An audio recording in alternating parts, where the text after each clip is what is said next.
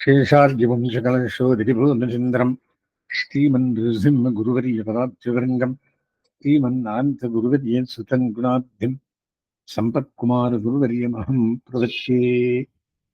वसुरे वसुरम् देवम् कंसचाणूरमर्दनम् देवकी परमानन्दम् कृष्णम् वन्दे जगद्गुरुम्। गीता सगीता कर्तव्या किमन्यैः शास्त्रविस्तरैः या स्वयं पद्मनाभस्य कवत्मात् विनिसृता सर्वो निषदो गावः दोग्धा गोपालनन्दनः पार्थो वत्सः सुधीर्भोक्ता दुग्धं गीतामृतं महत्।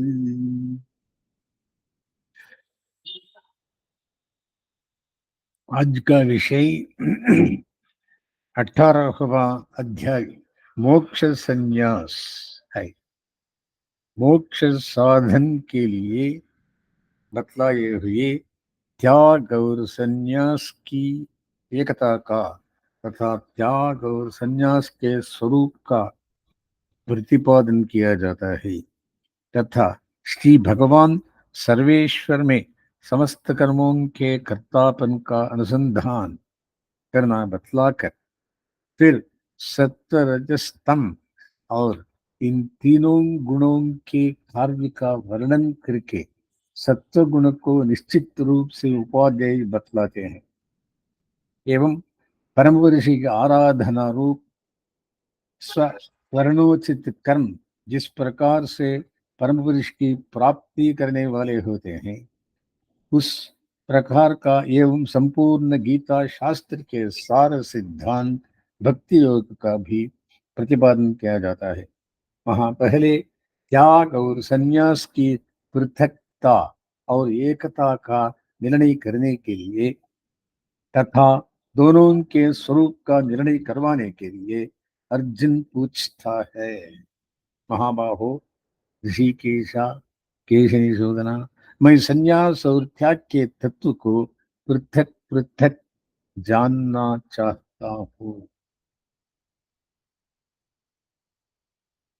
ये निर्णय करने के लिए इन दोनों का एक ही स्वरूप है और वो ऐसा है।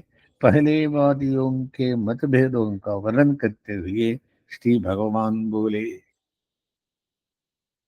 काम्यानां कर्मणां न्यासं संन्यासं कवयो विदुः स्वकर्मणा फल स्वकर्म फल त्यागं प्राहुः त्यागं विचक्षणाः।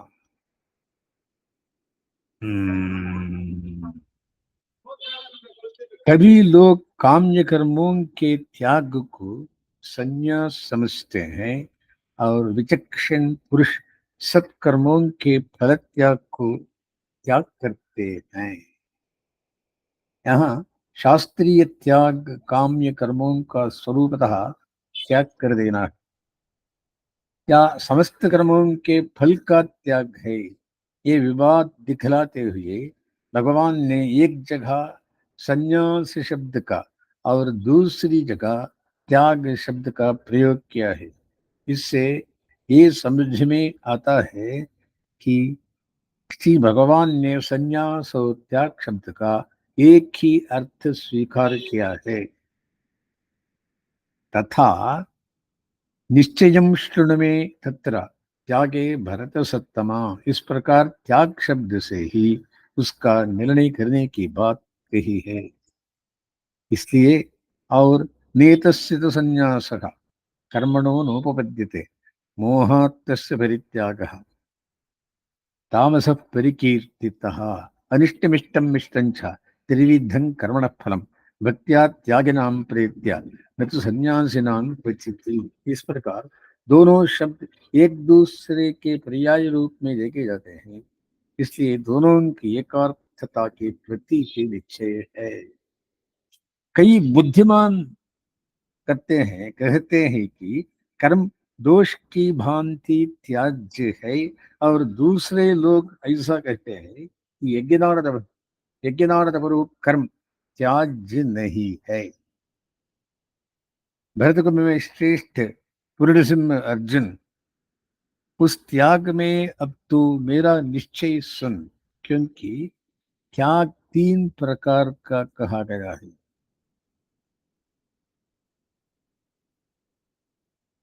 इस प्रकार त्याग के विषय में विभिन्न मतावलंबी वादियों की परस्पर विभिन्न धारणाएं हैं। इसलिए इस त्याग विषय निश्चय को तो मुझने सुन।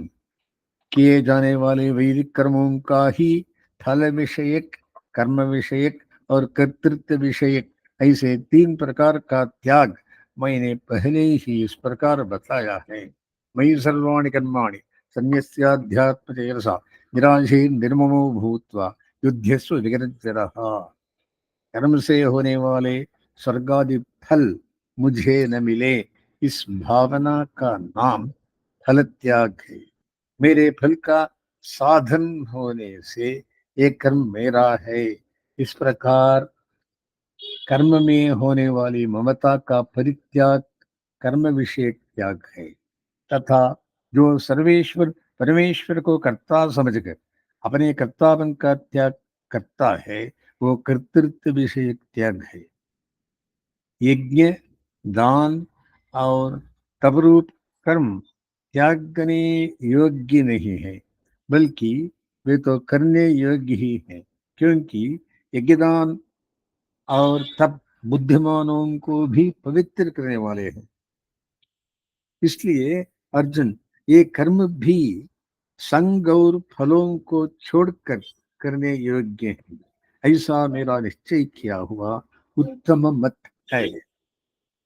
शास्त्र नियत कर्म का त्याग नहीं बन सकता, अतः उसका मोह से त्याग करना तामस त्याग कहलाता है। यज्ञादि कर्म दुख रूप है, ऐसा जानकर जो कोई शरीर के क्लेश के भय से कर्म का त्याग कर दे, वो राजस त्याग करके त्याग के फल को कभी नहीं पाता।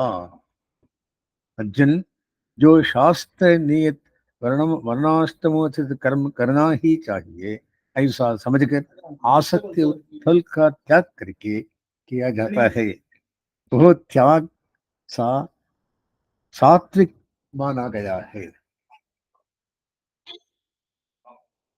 लद्वेष्टि अकुशलं कर्म कुशले नानुषज्यते त्यागी सत्व समाविष्टो मेधावी छिन्न संशयः। सत्वगुण से व्याप्त मेधावी और संशय रहित त्यागी पुरुष न अकुशल कर्म से द्वेष करता है और न कुशल कर्म में राग करता है। इसलिए नहीं देहवृता शक्यम त्यक्तुम कर्माण्यशेषतः इस कर्मफल त्यागी सत्याकीत्यभिधीयते।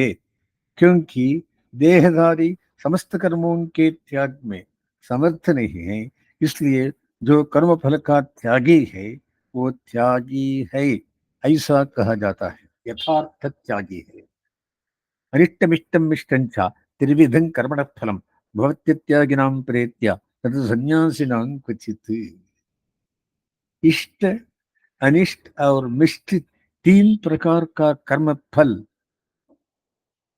अत्यागियों को पीछे से मिलता है, परंतु त्यागियों को भी कभी नहीं। इसलिए जो काम करने शुरू करता है, महाबाहु अर्जुन, सब कर्मों की सिद्धि के लिए सांख्य सिद्धांत में बतलाए हुए ये पांच कारण तो मुझसे समझ।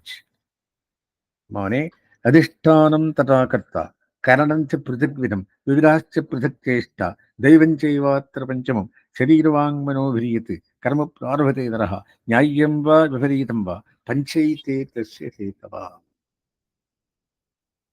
शरीर, वाणी और मन से होने वाले न्याय शास्त्र सिद्ध, विपरीत शास्त्र निषिद्ध, ऐसे समस्त कर्मों के ये पांच कारण है। अधिष्ठान नाम शरीर का है, यानी जो जीवात्मा से अधिष्ठित है। इस व्युत्पत्ति के अनुसार महाभूतों की संघात रूप शरीर का नाम अधिष्ठान है। कर्ता नाम जीवात्मा का है। इस जीवात्मा का ज्ञातापन और कर्तापन ज्ञोतयेवा कर्ता शास्त्रार्थत्वात् इन सूत्रों से सिद्ध किया गया है।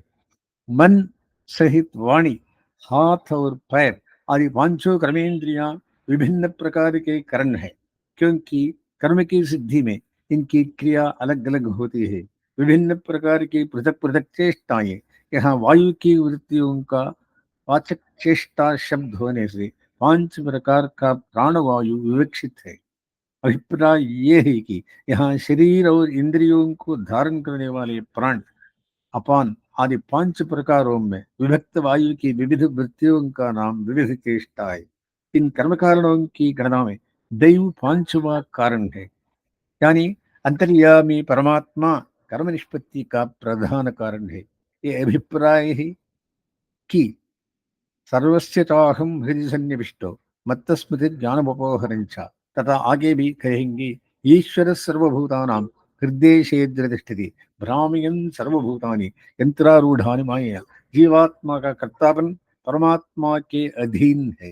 ये बात परात्र श्रुते है, इस सूत्र में सिद्ध की गई है। शंका इस प्रकार जीवात्मा का कर्तापन परमात्मा के अधीन होने से जीवात्मा को कर्म करने के लिए कहना नहीं बन सकेगा। ऐसी स्थिति में विधि निषेध के बोधक शास्त्र व्यर्थ हो जाएंगे। उत्तर, इस शंका का परिहार भी कृत प्रयत्नापेक्षस्तु विहित प्रतिषिद्धा व्यर्थादिभ्या इस सूत्र के द्वारा सूत्रकार ने ही कर दिया है। कहने का अभिप्राय ये है कि जीवात्मा परमात्मा के दिए हुए और उसी के आधार पर स्थित हुए इंद्रिय और शरीर आदि के द्वारा और उस परमात्मा की दी हुई शक्तियों के द्वारा कर्म करता है, तथा वो स्वयं भी परमात्मा के अधीन और उसके द्वारा ही शक्ति से युक्त होकर अपनी इच्छा से कर्म निष्पत्ति के लिए कारण और अधिष्ठान आदि की चेष्टा रूप प्रयत्न करता रहता है। इस प्रकार उस जीवात्मा के अंदर स्थित हुआ परमात्मा अपनी अनुमति प्रदान करके उसे प्रवृत्त करता है। इसलिए परमात्मा का और अपनी बुद्धि से प्रवृत्त होने के कारण जीवात्मा का भी कर्म प्रवृत्ति का कारण होना सिद्ध होता है। जैसे बहुत से पुरुषों के द्वारा सिद्ध होने योग्य बड़ी भारी शिला या वृक्ष आदि को हिलाने के कार्य में बहुत से मिलकर ही उसके कारण होते हैं, और बहुत से ही विधि निषेध के अधिकारी भी होते हैं। वहां ऐसा होने पर भी फिर जो केवल आत्मा को ही करता देखता है, वो दुष्ट बुद्धि अकृत बुद्धि होने के कारण नहीं देख पाता है। जो कोई भी काम हो, सब भगवान से किया हुआ है। अपनापन कर्तृत्व को छोड़कर, फल को छोड़कर काम करना हमारा ड्यूटी है। इसलिए जिसका मैं करता हूं ऐसा भाव नहीं है, जिसकी बुद्धि लिप्त नहीं होती, वो इन लोगों को मार कर भी न तो मारता है न बंधन के ही प्राप्त होता है। इसलिए तो युद्ध कर।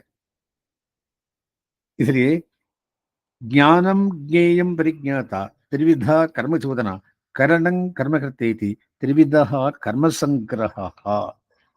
ज्ञान, ज्ञेय और परिज्ञाता तीन प्रकार की कर्म चोदना है, और करण, कर्म तथा कर्ता ये तीन प्रकार का कर्म संग्रह है। ज्ञान, कर्म और कर्ता गुण संख्यान में गुणभेद से तीन प्रकार के होते हैं, कहे गए हैं। उनको भी तू यथार्थ रूप से समझ। सर्वभूतेषु एकैकं भावम् अव्यक्तमीक्षते अविभक्तं विभक्तेषु तज्ज्ञानं विद्धि सात्विकम्। जिससे सब विभक्त भूतों में एक अविभक्त अविनाशी भाव को देखता है, उस ज्ञान को तू सात्विक ज्ञान जान। सब भगवान से किया जाता है। जो कर्म हो, सब काम भगवान से ही प्रेरित होता है। ऐसे जानने भी सात्विक ज्ञान कहते हैं। पृथक्त्वेन तु यज्ञानं नानाभावान् पृथग्विधान् वेत्ति सर्वेषु भूतेषु तज्ज्ञानं विद्धि राजसम्। परंतु जो ज्ञान पृथक पृथक आकार के कारण सब भूतों में विभिन्न प्रकार के पृथक पृथक भावों का जानता है, उस ज्ञान को तू राजस जान। माने सब भगवान से किया जाता है। मानने से क्या होता है? सात्विक ज्ञान होता है। हर एक आदमी का काम दूसरा मानने से राजस ज्ञान होता है। ज्ञान, ज्ञेय और परिज्ञाता, तीन प्रकार को कर्म चोदना है। और करण, कर्म तथा कर्ता, ये तीन प्रकार का कर्म संग्रह है। देयरफॉर जो ज्ञान पृथक पृथक आकार के कारण सब भूतों में विभिन्न प्रकार के पृथक पृथक भावों में जानता है, उस ज्ञान को तू राजस ज्ञान, कर्माधिकार के समय फल आदि के साथ उनका संबंध समझता है, उस ज्ञान को तो राजस ज्ञान। फलेच्छा से करने वाला काम राजस होता है। फलेच्छा छोड़कर करना काम सात्विक कहलाता है। और जो ज्ञान एक कार्य में पूर्ण फल वाले के समान आसक्त हो, तथा हेतु से रहित, मिथ्या वस्तु के विषय करने वाला और अल्प हो, वो तामस कहलाता है।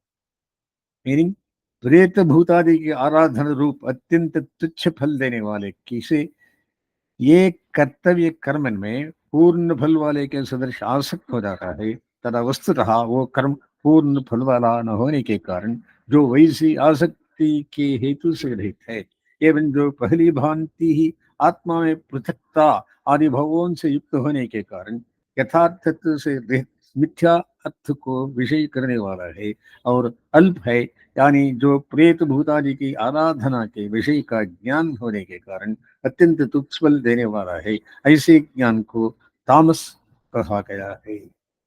प्रति कार्य में फल को देखना और इतर देवताओं उनसे प्रार्थना करना, ये सबको तामस ज्ञान कहते हैं।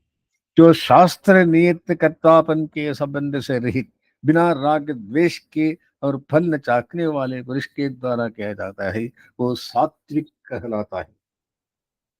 फलाभिसंधि रहित, कर्तृत्व रहित, कर्तापन को छोड़कर करने वाला सात्विक ज्ञान कहलाता है। परंतु जो कर्म फलाकांक्षी पुरुष के द्वारा अहंकार के साथ और बहुत प्रयास से किया जाता है, वो राजस कहलाता है। तस्मिन् प्रथमारंभां यदिहेकमध्यमां लक्ष्मीवल्लभपर्यन्तां वन्दे गुरुपरम्पराम्।